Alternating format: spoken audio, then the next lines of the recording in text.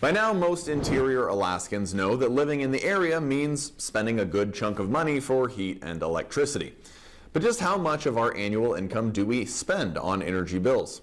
That relationship is called an energy burden, and it was the subject of a new report put out by the Alaska Center for Energy and Power at the University of Alaska Fairbanks. Patrick Gilchrist brings us the numbers.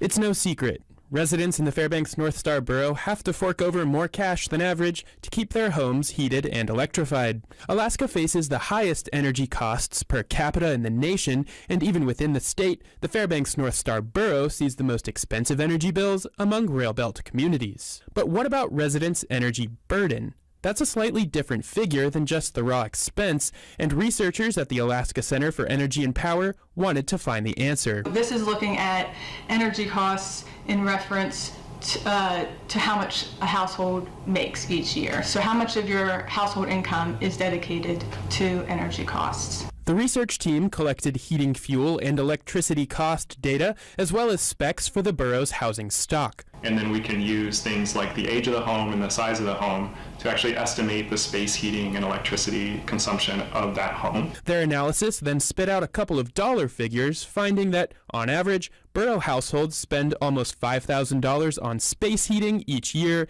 and a little less than $3,000 annually on electricity. Put that in relation to people's income, and the analysis suggests energy bills suck up just over 10% of borough households' annual pay. That's a really useful metric to compare different regions of the United States. And to make that comparison, a 2020 report from the American Council for an Energy Efficient Economy found that, nationwide, American households spend about 3% of their annual income on energy. Borough households' energy burden has been calculated before, but not since a 2018 study from the Alaska Housing Finance Corporation, which used 2017 data. Those numbers panned out an energy burden of 6.5%, but since then, energy prices in general have just almost doubled.